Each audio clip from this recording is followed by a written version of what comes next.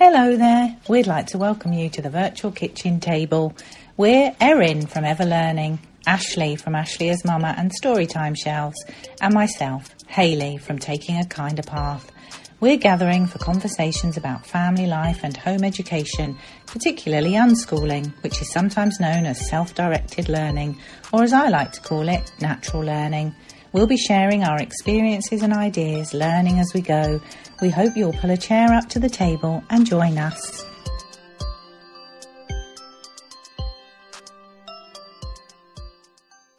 I think as humans, we have a need for a purpose, don't we? We need to be needed. That's something that can really, really help us. If we feel like nobody needs us and we've got no purpose in life, then that is not a good place to be, is it? And I think when we had a really idyllic home ed day yesterday, and they are not all like this at all, but we had a park meet yesterday afternoon where it was at least 10 kids, and they ranged from I think she was 14, the eldest, down to a little one waddling around in a nappy, and they were, the ages were spread out in that range, and they were playing. It was beautiful weather here. They all played together for hours, and they were playing all kinds of team games like capture the flag and, I don't know, cops and robbers and all sorts of things. And then there was also a lot of time where they were just hanging out on the playground equipment, and the bigger ones were helping the little ones were trying to do what the bigger ones were doing. And there was a lot of, even quite small kids helping the smaller kids. And that is, I think that's really lovely for building your character, isn't it? To feel like you have been able to help somebody else is a really powerful feeling, isn't it? And those meets are not like we've alluded to already. Those meets don't always happen like that, but sometimes they do, and it's just and it is really lovely when that happens, and it just shows you that kids don't have to get on with kids that are the same age, and there is so much they get from being with other people of different ages, definitely. Well, and I think too, Hayley, when I picture that, it kind of gives some of the older kids permission to play. And I don't know those particular kids. I'm not saying they feel they need permission to play, but, Kiki was talking about her kids going off with some older kids when you were away as well. And I think that, it's beneficial to everybody. So we think, oh, it's so nice for the younger kids to have some mentoring and some modeling. But I also think we have this idea that play ends at a certain point.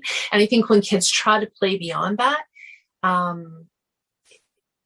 either it's seen as babyish or whatever, or I think sometimes, for teens, a lot of what we look out and see as silliness or acting out, I think it's that playfulness, still needing to play and be, but it's not really socially acceptable. So to be able to kind of have an excuse, so to speak, or just kind of naturally be in those environments where you can be playful, and I feel like you can be yourself when you're not being judged up against everybody else of your, cohort, your exact age. Yeah. So it just feels nice. Yeah. It is interesting because that particular meet that's been going on for years, but my 24-year-old and 22-year-old, if they've got a day where they're free, they sometimes come along to that meet and they get totally stuck in and they really play with the kids. And I know the other kids love that if my daughter's big siblings come along, because that's really cool to see these grown-ups really playing. And I was lying on a picnic blanket yesterday. I told you it was idyllic for some of the meet, and I was listening to some of the other mums talking, and they were saying, classic things. Oh, it's so lovely to just see them play, isn't it? And one of them said, I was thinking when you said, Kiki, about time, one of them said, oh, I think there's something magic about 2 hours, because a few of the families had thought about leaving, and they were kind of like, oh, I need to do this and I need to do that. And they kind of called their kids, and their kids were like, oh, can we stay a bit longer? And they decided to stay. And we ended up being there for quite a long time. And they were, these people that were talking were reflecting on how isn't it nice that you can just let them play for that long length of time? Because sometimes, I think you said it, Ashley, didn't you, about having 40 minutes or something?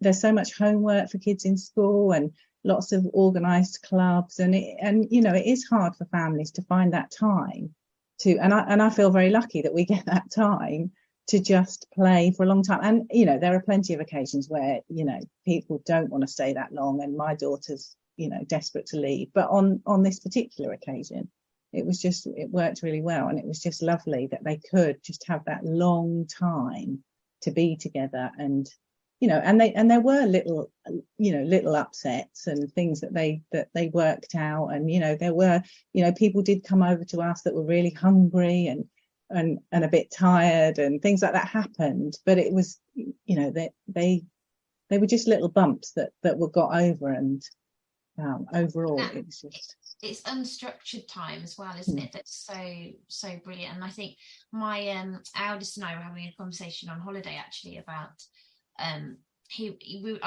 like to kind of check in with them and say, how's the week going? Is there anything you'd like to see more of, anything you'd like to see less of, see more people, see less people, certain people, whatever? And we then got into the conversation about at school, because he's got a few friends who he met at school who he still sees and has play dates with. And he was saying about, they get to see each other every day at school. And then I said to him, okay, well, let's work out how much time they actually get to play together. So in a day, they might spend 6.5 hours every day in the same room or environment. But the reality of it is, in terms of playing, they'll be lucky to get an hour a day, easily lucky. If you talk about the lunch break, they're going to the lunch hall, they're having their lunch. And then it's how much of that is unstructured? Because now there's still I think at the school my eldest went to, they're not allowed to run anymore in the playground. I mean, there's all sorts of things now. And I think they even bring out certain equipment on certain days to try and steer them into that kind of play on those days.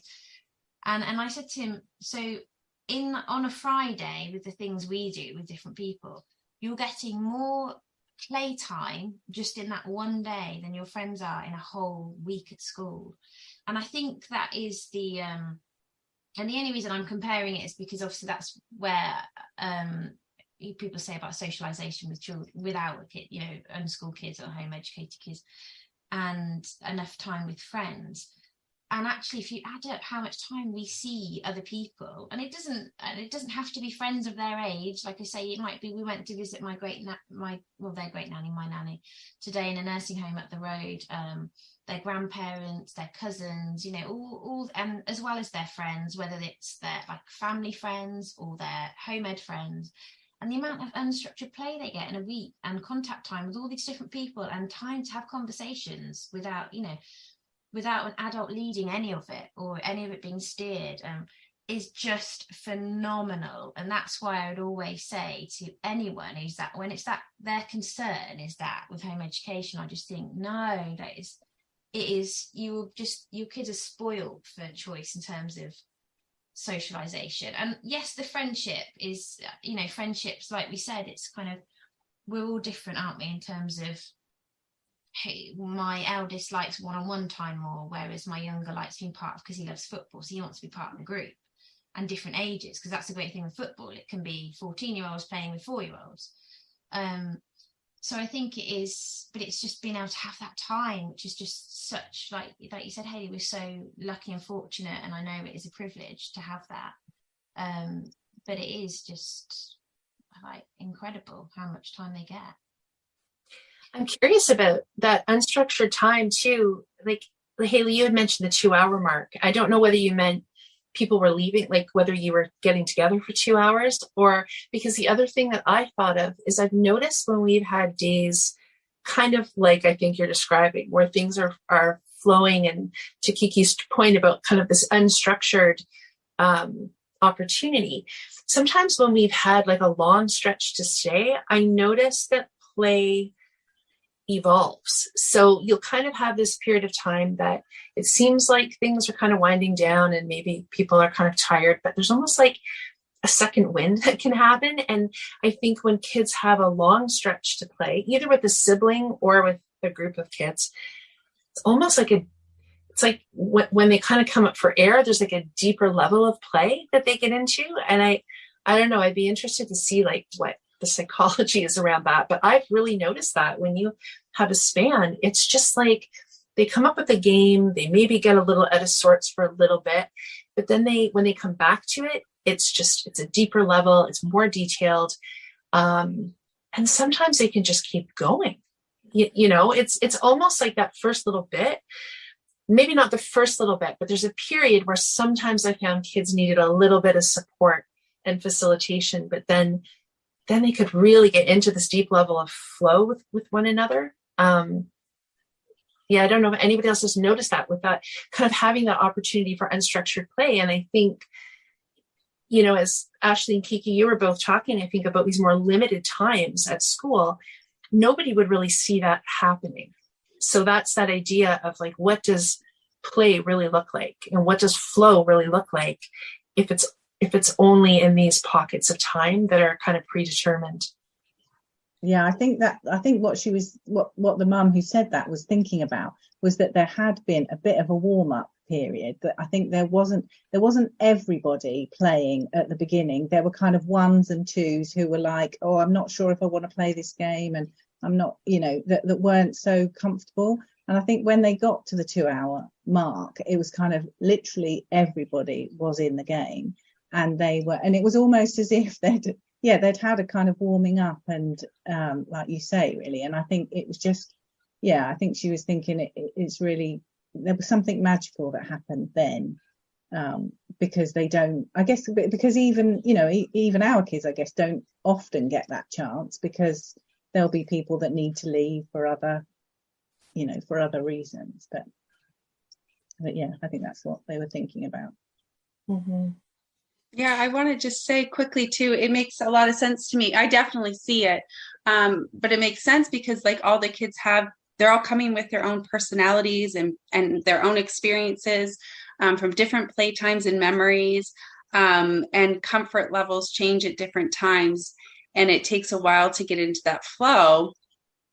And it's interesting because we've talked about that flow in anything, right? So I'm just thinking about how when I'm in the schools and I see the kids rush out, not all of them, but many of them. And I want to even say, and I don't usually make comments like this, but especially the boys run out as quickly as they can out of the building for recess time to go outside. And because I think they've learned, like, they have such a short period of time, and they rush out and they get right into their game,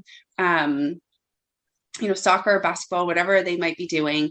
Those are very, like, I can just see those examples. I know there'd be other ones too, but it's so easy when you see them just rush out and then they go start a game of soccer, and they play hard. They play soccer that whole 20 minutes that they're out there, and then that bell rings. And I definitely can think of many different kids' faces I've seen of just almost anger and annoyance and frustration at that bell ringing, knowing that they have to go back and like really focus on, whatever work they're going to do when they get inside, that their game has to end because they were only out there, really not even 20 minutes once they got their shoes on and stuff.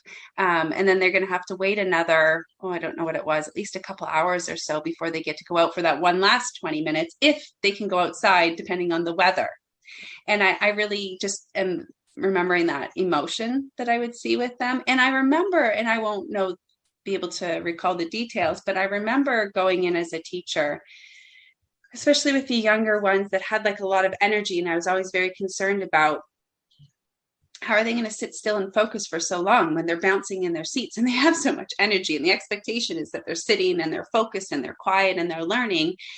And I remember looking into kind of like the length of time a child needs to be up and moving, whatever that might look like, whether it's running around at recess, or we have like these videos, like these movement videos we can put on in the schools to get them out of their seat. And I think like some of the, there'd be like little suggestions, like, well, if they're really wiggling around and they can't focus, put on one of these, like, 4-minute exercise or like fun kid movement. There's like Go Noodle and stuff some people would know of. My kids love them.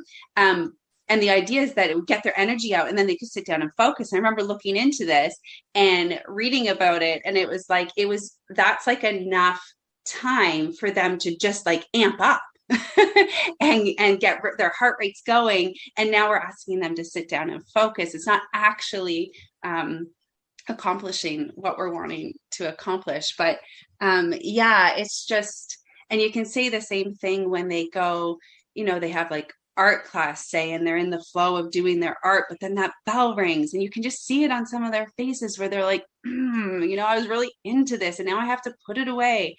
And for art, for example, that won't come out the next day. That'll come out 7 days from now. 7 days later, it can come back out.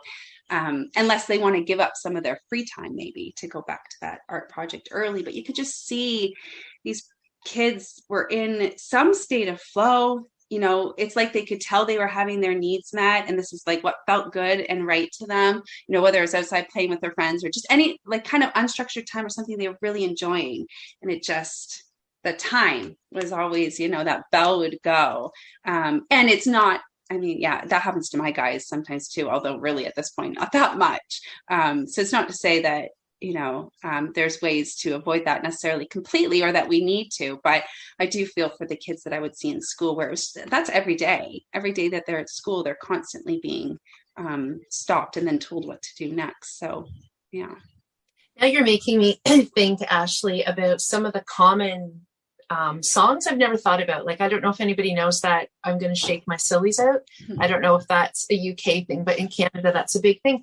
And I'm thinking that was probably in response. It sounds like a fun song, but it's probably in response to taking a quick break so that kids can get back on task, right? That's probably, I don't know, but that's maybe the origin of it. It's, what I'm thinking about, one time when we had two little boys who were friends with, they were both homeschooled. And I was taking care of them for the afternoon and we were playing in the backyard. And they would have been quite young. So the oldest was the same age as my oldest, and they were probably only maybe 6. I want to say they were 5 or 6. And maybe this family didn't have a school close by, but it doesn't even feel like the school's that close, but the volume of the bell is really loud.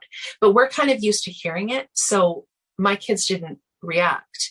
But they were playing outside and this bell goes off and it's kind of vibrating and it was loud. And this little friend, he just startled. Like he just startled and he froze. And, what's going on? What is that? And I said, oh, that's the school, up the street, and that's their bell. Well, what's happening? Because it sounded like an emergency thing, right? Like a fire alarm or something. And he said, well, what's happening? And I said, it's the bell to tell them to come in from recess. Well, he knew what recess was, right? Like it wasn't that, but I think the volume of it was just really startling. And he just kind of paused for a moment and he said, well, couldn't they just go and let them know? I thought that is actually so brilliant. Like, yes, if we were operating just with really reasonable socialization, that actually is that's kind of the socialized answer, isn't it? To go and explain that, it's time to go in or whatever. And I was at a loss. I can't remember what I said, but it's always kind of stuck with me how things seem when you're not used to that norm. And so to me, his response as a 6-year-old homeschooled boy was actually more socialized it was more civil, really, than what was going on up the street. And he was like noticing that. So it's funny how those norms things become so used to, we don't even think about, but you bring somebody in from outside of that environment and they can be quite objective about it. I just had another thought. I know we had kind of talked a little bit just about tweens and teens and whether there's anything different to think about as we get into those spaces, because those ages, because I know often, we hear that there is. And I think lots of times there are different things to think about, but I think maybe they're not the things that people think about all the time. And one thing that I've always been interested in is this idea. I remember reading this idea that the concept of the teen years is really, it's a construct, really. And so not even that long ago, and I'm not going to get dates right, but I'm going to say maybe pre-World War II. I'm going to go with that. People listened to the same music. So the music that you would be listening to at 14 or 15 was probably the same music your grandparents were listening to. So I guess if you think about it pre-radio, maybe that might be a way to think about it.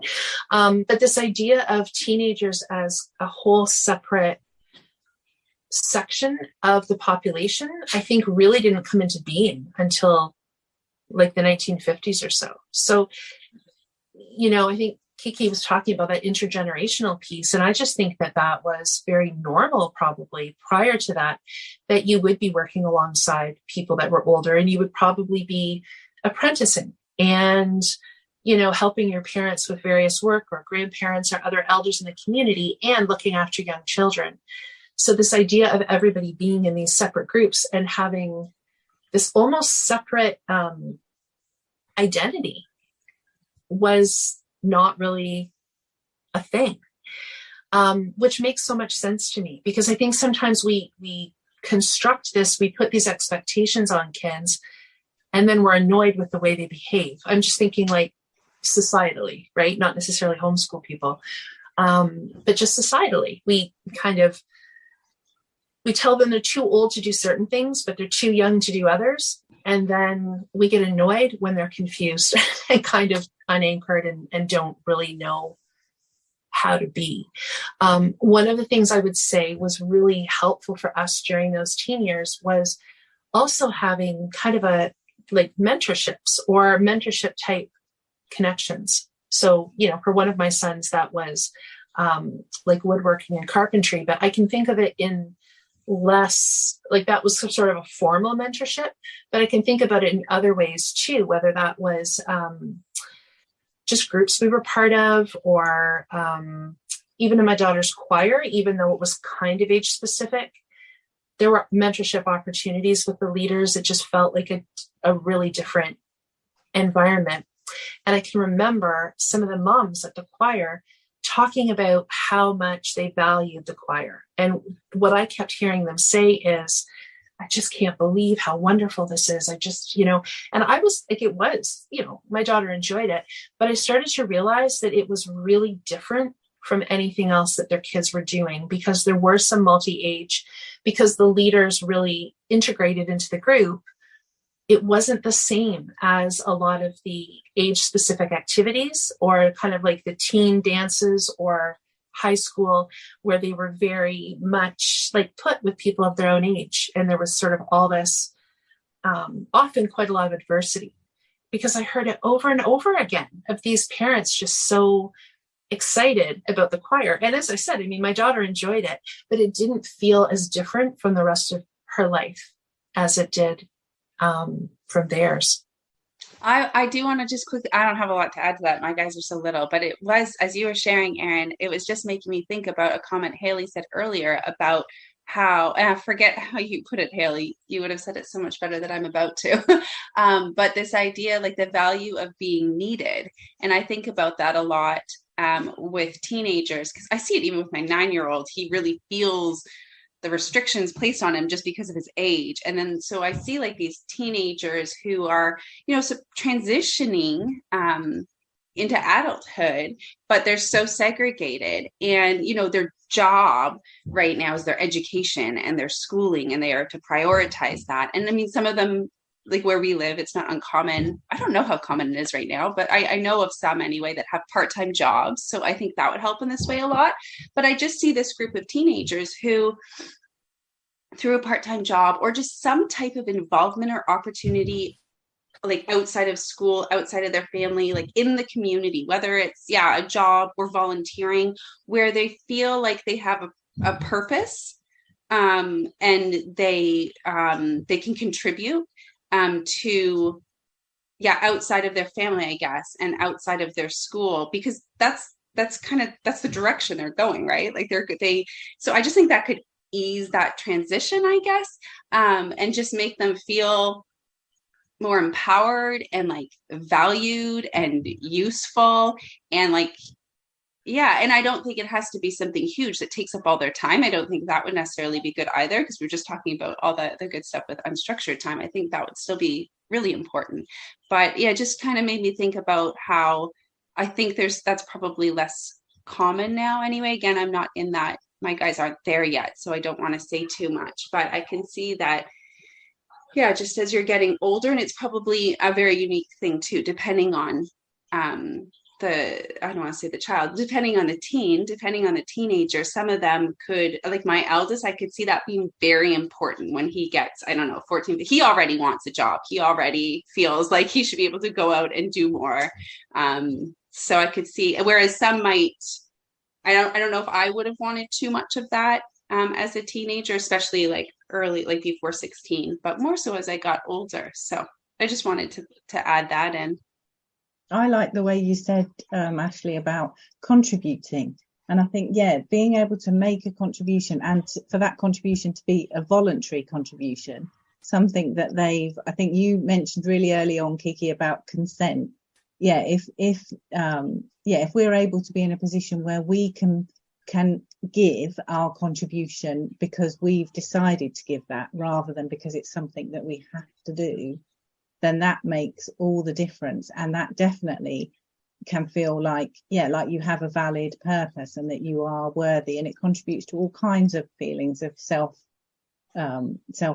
and helping you to feel value and things that, you know, we worry that sometimes our teenagers in society don't have, and that, you know, there are so, you know, the levels of kind of teenage mental health issues and stuff is something that's, you know, very often in the news. And I think there is something about how, I think definitely here in the UK, there are less jobs for teenagers now than there used to be. Everything's become so much more bureaucratic and I don't know, there's so much more legislation about things. That kind of informal, being able to help other people is, I don't know, it feels like sometimes it's harder because of the way our society is set up, and there's a lot of fear about I don't know, people suing each other and those kinds of things. It just feels like there are barriers, I guess, to teenagers being able to do so many things that maybe they might have been able to do more naturally in the past. I don't know, maybe that's the thing. Yeah, I think we talked about this on back in an episode, so at the risk of being repetitive, I just think it's relevant to what you just said, Haley. So yeah, I can remember for my one son working toward like a mentorship at a conservation authority or conservation association. They're sort of responsible for the different conservation areas, and we were on such a good track, you know, with the I think he was like the head of the people we were speaking to. It was like, it would have been a fish and wildlife program. And it was so good. We were on such a good track with it. And they ended up flipping it, and they thought it was actually such a good idea. They flipped it and started offering it as a school credit or a kind of like a co-op credit. And then we didn't end up even being able to qualify for it because we were homeschooling. And that was just such an example to me of like, oh my gosh, like they could have had, it would have been so good because they would have had help for free.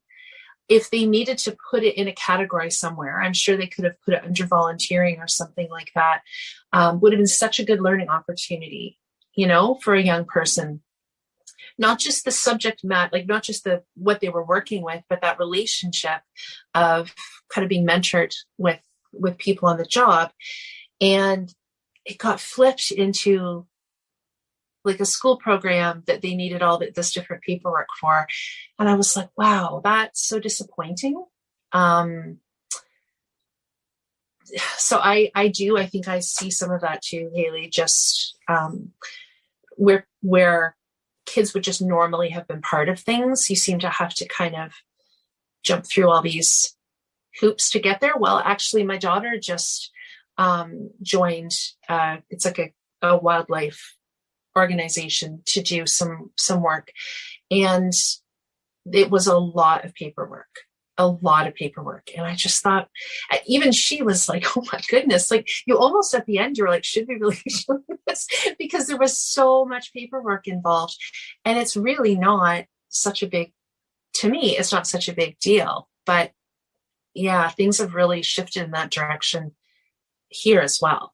But I also think it's important though as well, isn't it? And what is the nice thing about home education as well is that for some people, they don't want to do those things earlier. Like I think you said, Ashley, the fact that there is that capacity to take a little bit more time if you need to, and to just, you know, for us to meet our kids where they are rather than where society expects them to be. So if they're not ready to go out and do those things, then they get to have that extra time and they get to have that extra support. And I think, you know, that is one of the definite advantages, isn't it?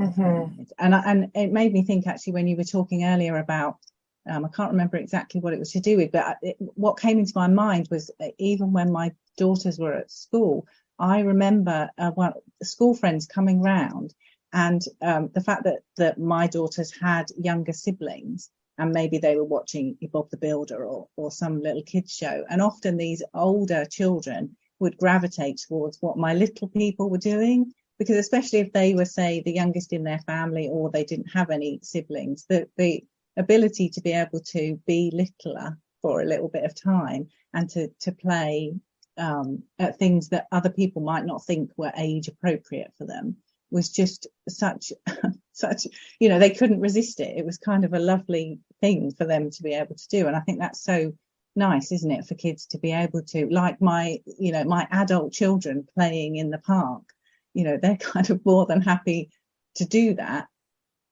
you know, because I don't know, they have a sense of feeling, I guess, feeling confident enough in themselves that they don't have to be act in a mature way. You know, they don't have to be doing the things that the weird, because there are some weird ideas in society about what makes, you know, they're so grown up because they're wearing lots of makeup or because they're going out drinking or things like that. And you know, that's kind of an interesting whole other subject about what maturity is, I guess. Haley, I think we talked about that, you and I, in another conversation. I think somebody was asking about one of my kids and they said, is he an old 15 or a young 15 or something like that? Or maybe it was 16.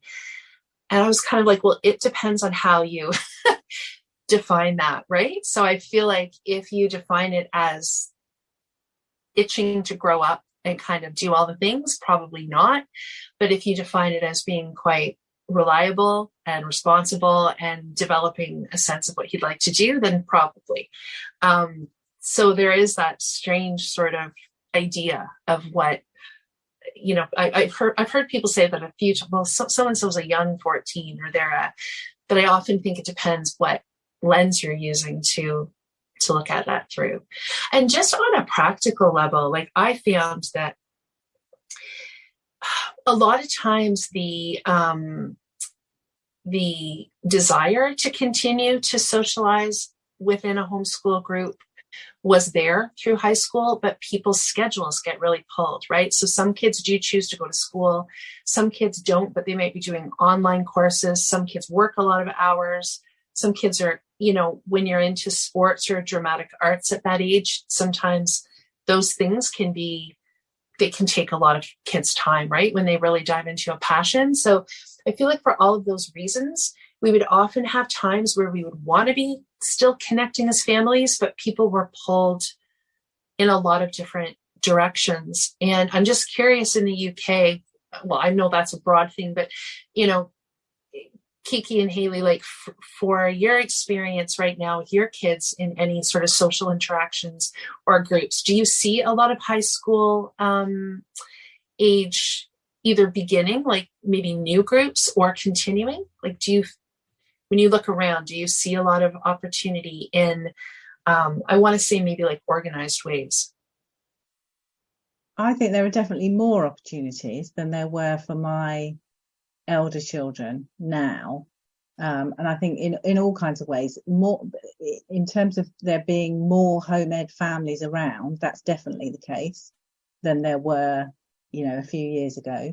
And also in terms of the, I guess, the way different learning has opened up and different, I don't know, all kinds of different social groups that are available. I don't know, there seems to be, or perhaps I just didn't know about them at the time. Maybe that's the thing. There's more people in our home ed community now, so therefore there's more people that I speak to, so there's more things that I hear about. So I don't know, things like choirs and that I wouldn't have, I didn't, maybe they did exist and I didn't know about them, who knows. But it definitely feels like my younger daughter is having quite a different experience in some ways to her older siblings, because there is such a larger community.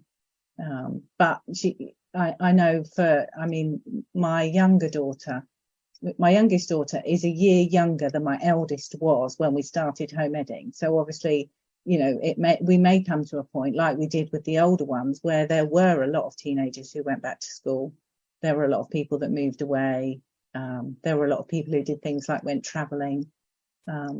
So, over the years, there have been, really good friendships that then have ended or changed because of, what's happened. So, we'll just have to see. But it feels to me like there are more opportunities and more people around than there were. Yeah, I think I think I said earlier before when we were chatting before we started recording, but I think quite a few kind of people I've sort of met with kids approaching secondary age, they are starting to panic a bit and they are starting to kind of look around. And I feel like where we are in Warwickshire, there's not a huge amount yet for teens. I think on like the Facebook home ed groups, this, I think mums are trying to kind of create kind of teen meetups and that kind of thing. So I think there is definitely that panic, which makes me really sad, because I guess for me, and I've recently been having these conversations, I think for me, I kind of just assumed we'd just carry on as it is, because why change it if it's working? And like I think I said, just because a child turns 4, suddenly they get that letter in the post to say they're ready to start school in September. And it's similar for secondary school. It's like, what is it about just suddenly being 11 going on 12 that they have to make this ginormous transition, like crazy scary transition for how I see it? And so why is it that it just doesn't make sense to me? Because I get that obviously that's how the school system works, and I get that the argument is it makes it easier if you put a child in at year 7, because then they're going in new with everyone else. But it also just makes me really sad how that people feel that is, I don't know, and I guess there aren't that many. I haven't looked enough, but obviously Hayley, did you say yours is 10? We were only at 8, so we're kind of, as of September, 3 years away from it. So it's still for us very much, very much just we carry on as we are. I'm guessing I'll get more. I've been surprised, like I say, just a few mums recently really talking about it, and I guess because it's open days are happening at some of the private schools and things, so kids, mums with older kids are starting to look around or talk about options. So it's made me be like, oh right, okay, I'm just surprised at some of the people who are saying that, because I just assumed that wasn't part of the picture for them. But yes, I kind of hope there's so much for younger kids. I kind of am assuming that it will just keep carrying on that way. With mine being 8 and 5, it will just, but I don't know. Yeah, well, time will tell, I guess, won't it? We'll have to see. But I know in terms of things like people wondering about, say, exam opportunities for their children, I feel like there are so many more online ways that people can access kind of tutorials and classes. And there's around here, definitely there are things like part-time college opportunities for kind of 14 years up. And so there, and people do evening classes to do GCSEs. I feel like after the pandemic and stuff, because of the whole surge in online stuff, I think there are more opportunities for you to do that in a way that doesn't involve putting your children back in school at 11 or at 14, which is what was our Now, I experience. also wonder if it's partly nostalgia from the parents. I think it's similar with people not sure about, whether they can not do school. And it's, people are so focused on their experience, aren't they? And I don't think exams necessarily is too much of a concern with some of the mums I've spoken to. I think it's more that, they've said about, like you said earlier, the proms and those wider kind of like peer, like that experience. I mean, my husband and I, for example, we met at school in maths and history class, so we wouldn't even be together if we hadn't gone to school. Or maybe we would. I don't know. We'd have found each other somewhere else. But I think it's more that side of it. It's that, and I think it is more those things that we kind of romanticize a bit in society, perhaps, which is sad, because let's face it, that isn't the case for a lot of kids at school. The teen years is, I don't know. So it's, it just makes me sad, I guess, that we can feel like a lot of people can de-school enough to do the prime years, and then suddenly, and also there's such, like my husband and I, when we were talking about it, because we always want to give our children the, if one of them was really dead set on going to school, we would, go and take them round and look around and things like that. But also there'd be a lot of catching up to do, in the sense of, so then that makes me, I don't know, I feel like then you're having to constantly have it at the back of your mind, and I think that's not how, I don't know, I'm not sure I'm making, it's just, it makes, I don't know how you can fully, I actually had a bit of a disagreement with somebody yesterday who had, somebody I met up with in person. Apparently I'd put in one of my Instagram posts about, I'd made a comment that how can you fully embrace this kind of unschooled life if you're then going to kind of, if you're then sort of considering secondary school or something. I don't know. But I sort of said to her, but isn't that it? Like, we're trying to de-school, like it shouldn't be about this in school. Like, it's kind of set, this is just our life. So to then, I don't know, I just don't see how you can fully embrace the whole unschooling concept, knowing all along at the back of your mind you're definitely going to send them to secondary school, which is what she was sort of saying. I don't know, I wasn't, she was like, well, you can. I was like, but they're not, I don't know. I'm not really making much sense anyway, but it was just quite an interesting conversation, I suppose. But well, I have known teenagers who've gone into school in their teenage years, and prior to that, they have lived a very unschooling life, and they have managed to slot in quite well. I mean, that's not always the case, but I definitely know of some examples of that where it's worked. Yeah. And then I also know some people who were kind of looking at alternative schools and potentially relocating. But then I was sort of saying you could relocate, that's a big thing. And then I know, like with my eldest, we could do that. We could move 4 hours and sell up and everything. And after like a week, he'd be like, yeah, I'm not doing this. And he'd be set on that bit. And he's like, so it's hard, isn't it, to know you want to give your children opportunities, but also how far do you go with that? And it's difficult. Yeah, I was having a conversation just yesterday with a little unschool group of moms, and one shared, and I don't know her son's exact age, so I'm not sure if he's secondary yet or almost secondary, but has made the choice to go back to school recently. And I was celebrating so much because it was completely his choice.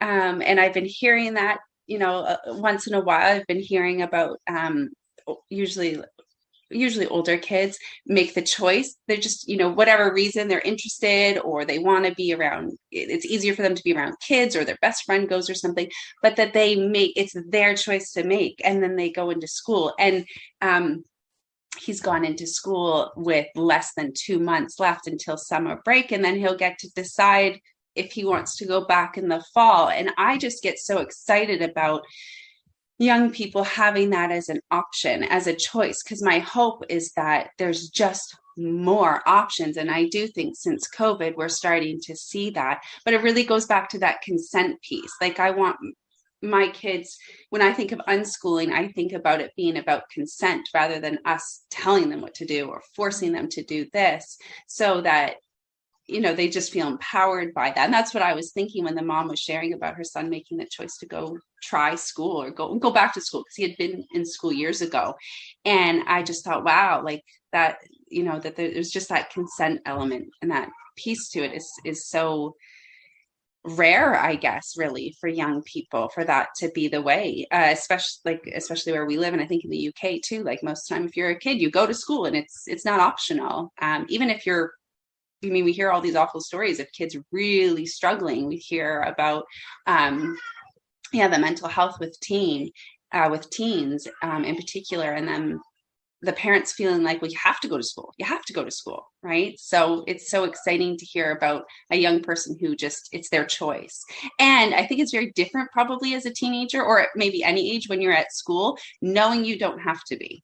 Knowing that you can call home and say, I'm done for the day, or I'm done, I'm not going back this year. And I think to some parents hearing that, they'd be like, that's insanity, that's crazy. That's not the way it works. But I wanted to go back just briefly to not go back too far, but just this idea of like our kids getting older, like Kiki, what you were talking about with them, you know, kind of like, will we be enough as they get older, or will they feel this pull to go to school, or will we feel like they need to go to school for kind of more like what you were saying, like prom and more of like the social reasons, I guess. And I don't know, and I'm not there yet, but it made me think about how I asked my 9-year-old before, like earlier today, and we had to have a little conversation about what is socializing, what is socialize when I say that. But we talked about what that means. And I said, so how do you guys socialize? Because there'd be some people who would ask you like, well, you don't go to school, how do you socialize? And he very quickly mentioned online gaming.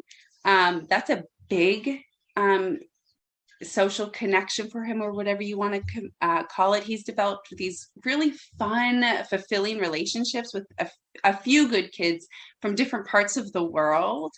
And I think him even just knowing at a young age that he's been able to connect with other people in that way, like he's not going to forget that, right? And then he said how he goes over, we live across the street from kind of like our neighborhood park, and it's a really nice park. And now that the weather's warmed up, he's like, we go over there every day after school, and there's always at least a couple other kids to play with. His best friend, who he met when he was in school, who still goes to school, he sees him pretty much every weekend. So he mentioned that. And then he just said, and we just go where people are. We just go where other kids are. So it was nice for me to hear that he didn't have to think about it much. He was just like, let me tell you how I connect with other people. And he had more examples as well. But Kiki, as you were talking, it just made me think, Carol, like, I hope that them learning through these life experiences that they don't need to go to school or maybe have a certain career to socialize. I mean, it sounds funny even saying the word now in that way, because really it's about belonging and just being with other people. I hope that, I mean, who knows, my guys are young, so and they might at some point think it's just maybe even easier and more convenient to go to school for a year or two as they're older, to connect with other people. And that's fine. But my hope is that they're learning through their life experiences now that that's just one option, and that there's other ways or means that they can have those needs met as well. I think it's definitely the case, Ashley, like you were saying, of it being a very different experience when you go back because you've chosen to go back to school. And that the examples that I can think of young people that I've known who have gone back to, who've made that choice to go back to school, they have a very different motivation, I guess, that you know, to some of the kids definitely that have always been at school, who've never had a choice about it. And so that's what, and I guess that motivation is what fuels them to be successful, if you like, in inverted commas. For it to go well is because they've got a desire and they're putting in the effort and And yeah, and when you talk about online gaming and online friends, I was definitely thinking about that when I thought about my children, because online gaming's definitely been something in this house where people have met people from all over the world with different experiences, and that's been really interesting. But even before online gaming became a thing, when my girls were teenagers, they loved Goodreads, and they set up a book club on Goodreads, and they met people from around the world on that platform. So yeah, that's definitely something that's also been a form of socializing, yeah, as well as all the natural, just because our kids are home educated doesn't mean they just do things with other home educated kids. They go to brownies, they go to swimming lessons, they go to I don't know, they're in football teams, or they join theatre clubs or whatever with other kids that are at school and other kids that are home educated. So it's not as if they don't get those opportunities as well, which is important to remember. I'm aware of the time, but I just am so glad that a couple of things came up. And one, thank you, like Haley and Ashley, for talking about gaming and online connections, because I think that is a really big thing for a lot of kids. I think it's a really positive thing, and I think it's really misunderstood. I think we might be talking about that coming up on another episode. So that's kind of a good, it's a good way to kind of tie it into socialization as well. And then, Kiki, what you said on back just a tiny bit made so much sense to me about, I don't know how to word it, but yeah, if you're looking ahead, I guess the way I would, kind of describe it is kind of always looking at what you might need to do to prepare for the future. I mean, we're always thinking a little bit about that, but I think it's hard to deschool and really embrace learning and embrace life, but then also think, oh, but I better keep this little piece here because we're going to need to be working toward this. And the thing that popped into my mind around that was how many unresolved things I think a lot of adults have from the teen years. And so what I've noticed is, like, one of my kids does not, at this rate now, I would say they did in their early teen years, but right at this time right now, does not have the need for the teenage milestones and the big groups of friends and the prom and all those sorts of things. And that has been quite almost like confronting or triggering for a few people. The assumption is, well, they're missing out. Well, why aren't you creating this? Or there's something wrong that they don't want to be doing this, or they don't want to have this milestone. And it's often not said quite that directly, but the implication is definitely there, that to be a certain age, to kind of be in those high school years means that you want to have a whole bunch of friends and you want to have these milestone experiences. And I just don't think that's always the case. I think we're making big assumptions, and I think that we shouldn't suggest that there's anything wrong with kids who don't have those higher social needs. But I do think it's a lot of people's own insecurities being either their own experience or their own insecurities kind of being projected forward. And I'm so aware of the time. I'll just say this one last thing. There was a really good article posted. It was linked in a story on Instagram. It's not probably there anymore, but I snagged it. And I will link it, but it was so fascinating to me. It's on like the teenage brain and how our brains as adults are so connected to those 4 or 5 years. And it talks, I think, about the science behind that.